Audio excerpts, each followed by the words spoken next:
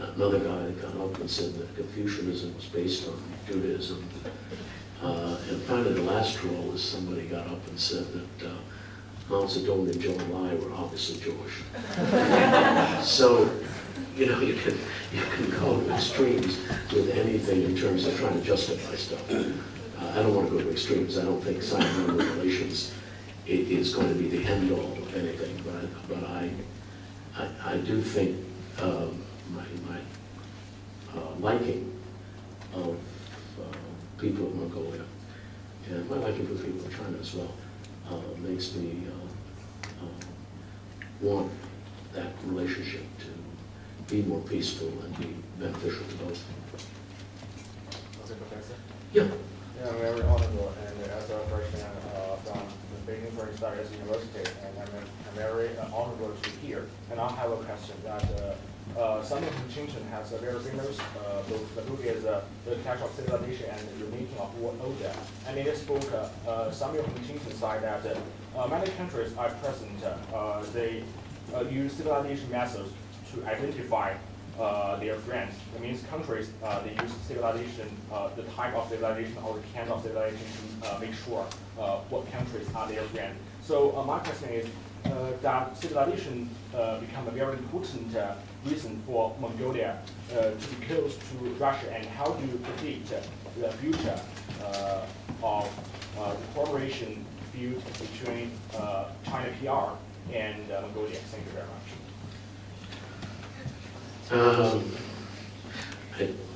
I'll answer that indirectly about the future first. In 1976, in September of '76, I happened to be in a small city teaching in Cleveland, Ohio, and I was the so-called Asian expert. There was nobody else. So when Mao died in that year, the local television came and photographed me in front of books. It turned out they were, of course, Arabic books, not Chinese. They had no idea about the difference. And the guy at the television station, started off, what do you think about China and so on? Everything was going well. It was quite articulate, everything was splendid. And then he said, well, Professor Rossabi, now that Chairman Mao has died, what do you think will happen? I stupidly took the bait and I said, well, I guess the period of mourning, and then the Gang of Four will take over. So I try to not predict any longer. The Gang of Four was in jail within a couple of months. So, in terms of civilization in Mongolia,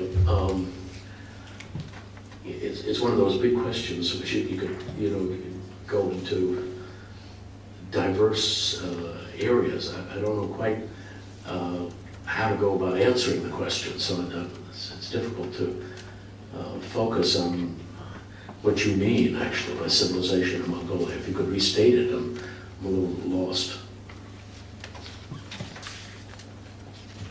Do you understand? If you would restate it, I'd be glad to. It was a little bit difficult to follow. Okay. Thank you, Professor, for sharing your thoughts. Actually, I'd like to view Sino-Mongolian relations from the perspective of geopolitics. So, in case of the Korean Peninsula, actually the Korean Peninsula was a battleground between China and China, Russia, and the United States during the Cold War. Mm-hmm. So in that regard, I think Mongolia was a big battleground between Russia and China, because China and Russia has some kind of border disputes during those years. So in that regard, I'd like to know what kind of military cooperation is going on between Russia and Mongolia, or is there any military conflicts or something between China and Mongolia? Well, actually, of late, all three of the major groups involved in Mongolia, the United States, Russia, and China, everybody wants to train the Mongolian army, supposedly. We have a conquest training program, the United States does, which we train supposedly for police actions. But undoubtedly there's a lot of spy apparatus there, I'm sure. The Chinese have done the same thing on their side of the border in terms of Inner Mongolia. The Russians have had training groups there. I can't, for the life of me, figure out why the investment. I mean, you're training a few people in a few Mongols in police actions and warfare. You're not going to get much out of it from my standpoint.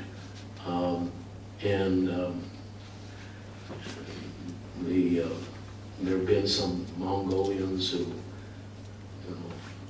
100 Mongolians who have been to Iraq to support the Western effort there, the United States effort, several in Afghanistan.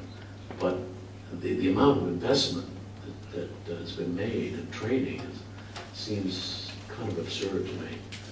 I don't know what the thinking is really behind that effort. At least they haven't been training the Mongolian Navy. There is a Mongolian Navy. It consists of one ship. in Lake Khosel, there's a ship that was an old Mongolian naval vessel that now takes tourists around. At least the three great powers have not worried about that. But it just seems absurd to me. I can't, it's the squandering of resources from my standpoint. That should go into, if they're really serious, it should go into the Mongolian economy. It should help education, health, providing sophisticated medical equipment, which they don't have. What's the point?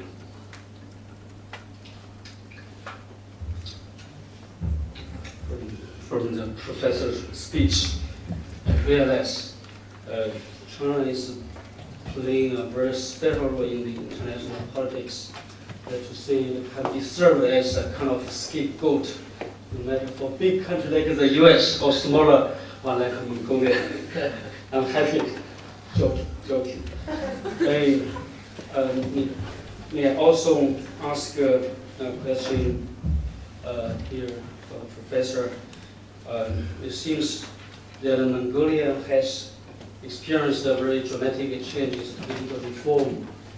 Some radical reforms made very the multi-party system adopted, Western defined democracy. There's still problems that China and other developing countries are facing, like corruption, social polarization, much more serious than many other developing countries in Mongolia. That to say, Mongolia as a transitional country has may not succeeded in either economic and political fields. So my question is, since Mongolia government in the past 1 decade mostly follow the IMF agreement to adopt like a shock therapy, since shock therapy, shock therapy, right? Shock therapy. Yeah. Since you used to serve as the advisor on Soros Foundation, Open Society, is that also close to Soros organization? Okay. Anyway, my question is that for the developing countries today, it seems there's controversial debates. Regardless, it's a Beijing consensus or Washington consensus. Anyway, Mongolia followed the Washington consensus, represented by IMF plan, roadmap.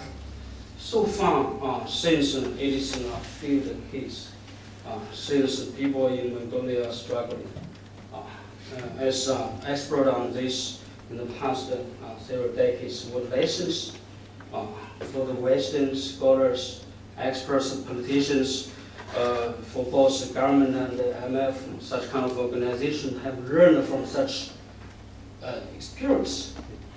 What kind of useful suggestions for the future developing countries to follow can you share with us? There are a number of things, obviously, there are quite a few things that I think the IMF and some of the international financial aid organizations did that are questionable. One of the things is constantly emphasizing this idea of balanced budgets, austerity, despite the poverty and tremendous unemployment in the country. It has not worked and has not lessened. There have been poverty campaigns, anti-poverty campaigns since 1994, and poverty remains at the same level, if not higher, despite these so-called anti-poverty campaigns. Secondly, one thing that I witnessed repeatedly was when the Mongolian government, having gotten a few loans from the IMF or other agencies, decided to take a different point of view, move towards a point of view that was not sponsored by the international financial aid organizations, they would simply stop the loans. Now, if you want to get a country that has been dominated in the past 300 years, either by the Manchus or by the Russians, to make its own decisions, you hurt that by doing that kind of thing, by suspending loans when they don't agree with what you want to be done. Even if it's a terrible mistake, even if they make a terrible mistake, they should be allowed to make their own mistakes with these loans and grants that are made. I think that's finally getting across to the international financial agencies, that they're allowing greater self-determination by these countries in terms of their decision making, and that I think is crucial. It's not happened entirely, but I can see it happening in Mongolia over the past 6 or 7 years. There have been cases in which they've gone against the advice of people who provide them with the loans, and by and large, they've gotten away with it. So I think that's a very good step forward. In some cases it's worked out, some cases it's not.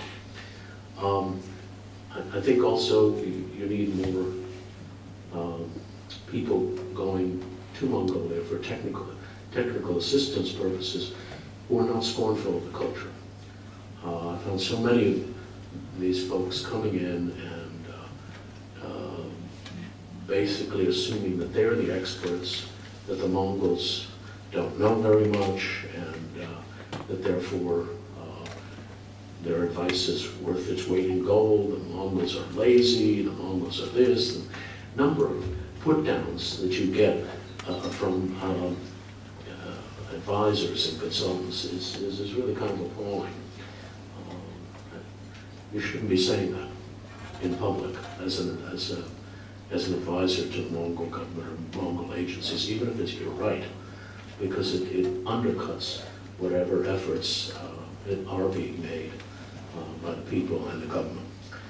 So I think those three, and again, I find the newer group of advisors, the ones who were there in the 1990s, I found them incredibly, I shouldn't say this, but I did find them incredibly arrogant.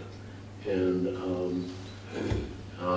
the newer group seems less so, and I think they're more responsive to Mongolian needs.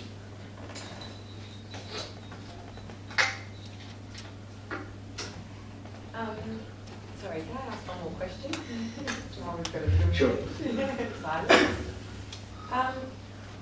At mean, it's difficult to analyse because I don't know to what degree there actually is a Chinese policy towards Mongolia. I've been speaking to a couple of people, I guess, and there is emerging thoughts, emerging interests in Mongolia, given the obvious, resources yeah. in the South Gobi. And then at the same time, you have this kind of non-interventionist approach that you see across the globe from Chinese investors, whether they're state-owned, whether they're private businesses, what have you. But the general policy is non-interventionist, but will provide economic assistance, whether that is construction or infrastructure, particularly in Mongolia. What I'm seeing from the Mongolian side is criticism about that in many contexts, and I think environment is one of a total disregard with that kind of attitude to environmental implications for herders. You've also seen similar cases in Inner Mongolia, which erupted in protests themselves against a kind of environmental degradation and mining interests. So I'm just curious from your perspective, for Chinese decision makers who are plotting or planning an approach towards a Mongolian strategy, what do you think about a kind of non-interventionist, purely economic approach versus something that's more development assistance, providing more development assistance with local communities, with a broader program, I guess, for the benefit of Mongolian citizens? It's a tough question because you want a combination of both. You don't want a sort of total lack of involvement, despite the fact that you are definitely involved as an outsider in the Mongol economy. On the other hand, you don't want overweening domination of policies. But you're right about the environment. Another factor that I didn't mention about the hostility towards the Chinese is a seeming lack of concern of some of the Chinese citizens towards Mongolian environment. The tremendous illegal trafficking in wild animals and so on that are plentiful in Mongolia, that are used by Chinese for medicinal purposes or sexual purposes or whatever. That's been a big issue for the Mongols. The kind of trafficking is something that contributes to their attitude towards the Chinese, and the antelopes and so on that are being devastated as a result of that kind of thing, timber resources, all sorts of things happening, which the Mongols are very, very much in tune with nature, and when you have evidence of the Chinese not being as careful about Mongolian environment, then you get you increase the hostility. And that's something obviously Chinese policymakers ought to be considering in terms of restricting some of their private investment in areas which are of that kind, which could lead to negative consequences in the environment. Hard to get policymakers who are considering major economic and political issues to do that, and hard to get them really to take notice of Mongolia. They will be taking notice because now the resources are so phenomenal that there'll have to be Chinese interest in those. And all of that, even the Canadians and the Australians and so on who are developing these mines, look at the Chinese market. So basically, China's going to be very heavily involved in that resource allocation. We'll see what happens.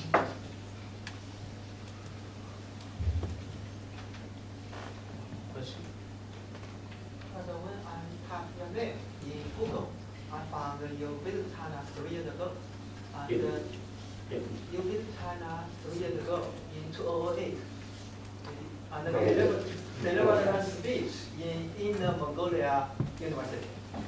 And Yeah, right, yeah. the title of your speech is New Readings on Kublai Khan. And will you briefly introduce your new readings? That's okay. I wrote a book on Kublai Khan 23 years ago. And so it needs to be obviously revised, and I'm doing that right now, actually. Second, third edition, or whatever it is.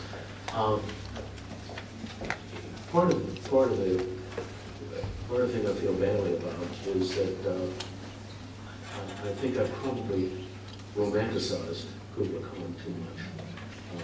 You know, you get involved as a biographer, and you tend to downplay the negative aspects. And I'm looking back on the book, as I said in the beginning, there was a tremendous amount of destruction, which I didn't spotlight as much as I should have. That's one of the things that I probably should have done. We'll try to remedy that in the revised edition. As to the lecture, you know, it was mostly not just new interpretations, but a real introduction to the impact of Kublai Khan on the Mongols on war history.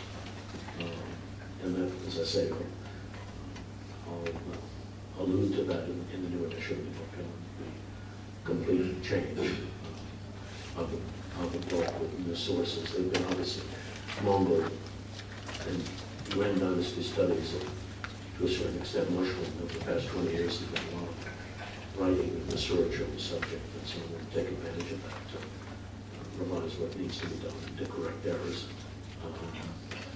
Obviously, anybody who writes one sentence will make an error. I have colleagues who don't want to make an error, and so they never write. Probably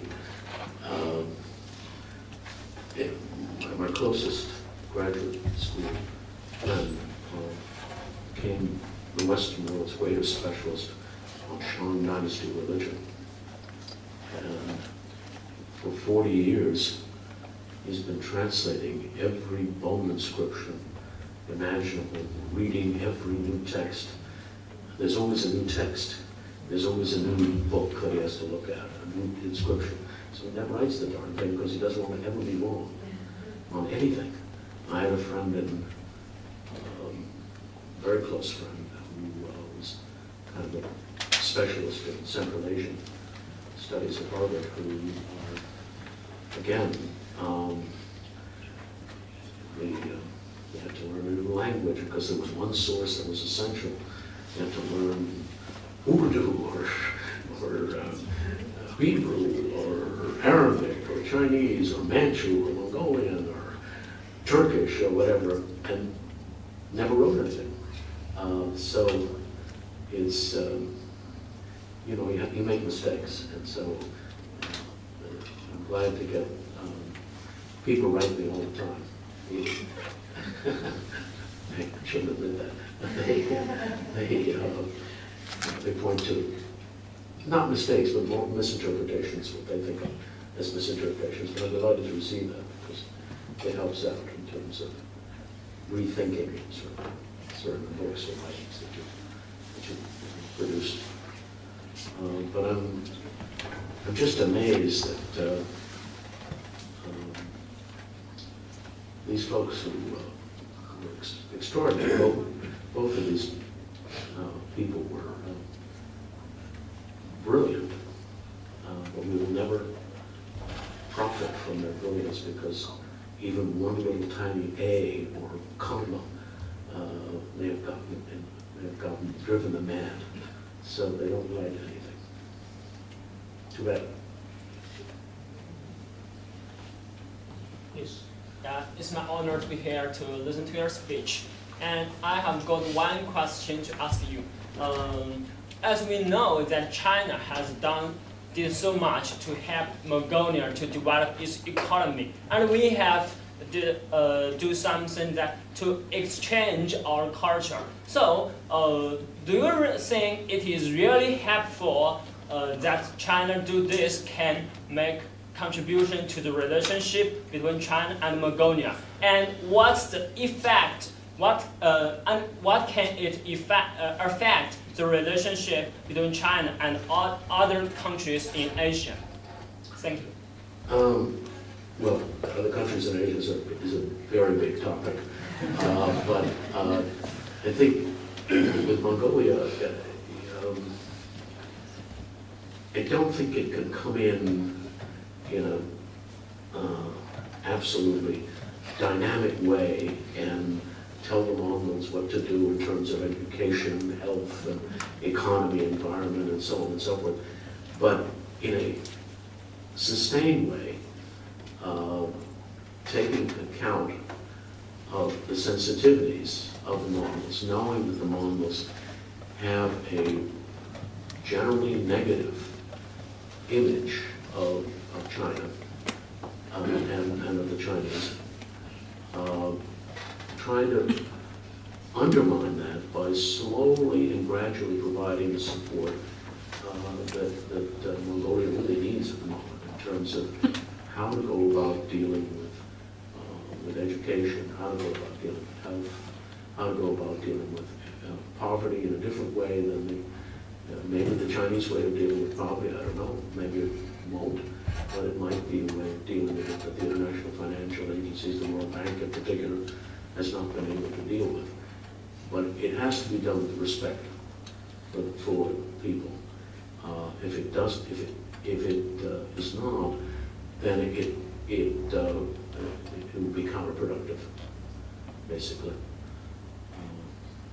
And Chinese know how to deal with sensitivity. So the Chinese have done so in the past, and if they do so responsibly, I think a Sino-Mongol relationship could blossom in a very positive way. Just as if you read about the Mongols' reaction to the Soviets in the 1960s and 70s, hostile Russians. I remember when I first went to Mongolia in the 70s, they urged me to stay inside the hotel at night because if I were mistaken for a Russian, I would be in trouble with gangs of people and alcoholics and so on. That has changed entirely. There's quite a bit of nostalgia for the Soviets, quite a bit of interest in Russian culture, and I think cooperation, as far as possible, will persist in a very positive way. But so far, hasn't worked out that way in Sino-Mongol relations. Okay, thank you. Any other question? Okay, thank you. This is the second lecture of the Columbia University series lecture in the university. Compared with another two on China, North Korea, China-Iran relations, we know this is relatively quiet, relatively not that hot topic. So what does it mean? That means maybe the Chinese are not really paying enough attention to China-Mongol relations. Here I see many foreign students there to say there are not enough Chinese students as expected to come here. I realize Professor Rossabi has really done very comprehensive, systematic, very authoritative research on Mongolia and China-Mongolian relations. I wonder in the future, can China also produce experts like Professor Rossabi? Maybe somebody from here start right now. Thank you. I hope we can get Professor Rossabi in the future once again to communicate with us on China-Mongolian relations, and we are really very happy to have him tonight. Please join me to thank him for his hard work And it's so busy, the schedule is so tightly organized. Thank you very much.